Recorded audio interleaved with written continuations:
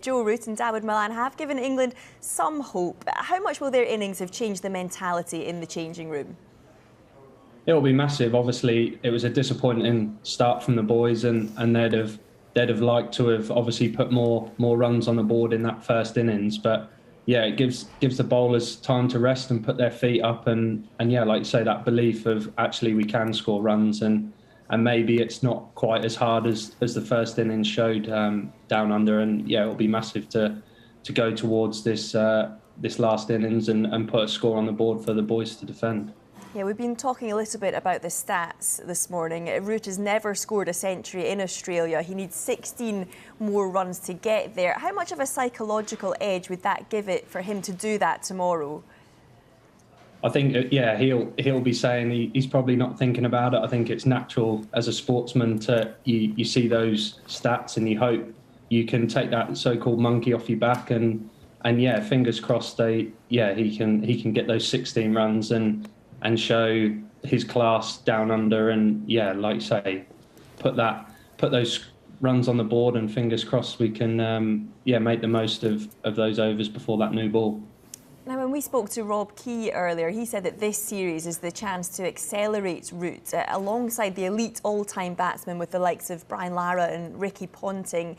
You play with him. Is he the best in the world at the moment?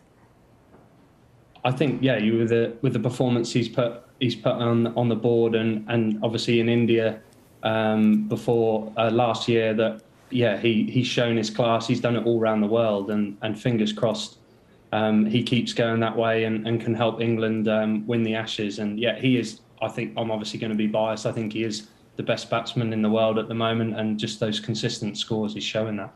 Yeah, and what about Dawid Malan? He's played just 7 first-class games in the last 2 years. He thought his Test career was over. How impressed were you with his performance today, and does it show that he's got the character for Test cricket?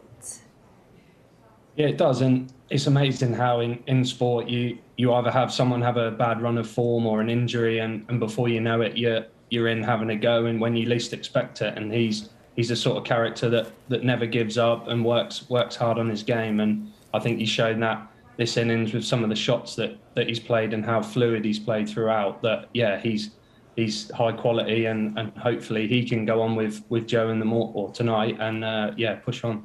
Yeah, it's over 30 degrees in Australia. Josh Hazlewood bowled just 8 overs today. Nathan Lyon yet to take a wicket. How tough do you think it's going to be for the Aussie bowlers tomorrow going into day 4? Yeah, I mean, like I said, that having to, obviously the England bowlers will be grateful for a decent rest, hopefully. And I've been on the back end of a few overs and sat on my bed with my recovery compression tights on and cramping. And so yeah, I know how hard it can be, and hopefully they keep bowling a few more overs, and it obviously will go with such a tight schedule. They'll carry that into the next test as well. So fingers crossed they can keep turning them round, and obviously taking Nathan Lyon down and giving those fast bowlers that limited rest that they need, and keep them coming back. Yeah, only 6 sides have gone on to win a Test match after trailing by 200 or more after the first innings. But what do you think? If England can get a reasonable lead, would you back the bowlers to deliver on a day 5 pitch? I would, and I think we've seen, obviously, the ball that dismissed Rory Burns, there's maybe a bit of uneven bounce in that pitch, and the longer the game goes on and the more times that the bowlers are running up and down that wicket, and the batters also, that yeah, there may be some more uneven bounce, and I think we've got the variety in the attack to exploit those conditions.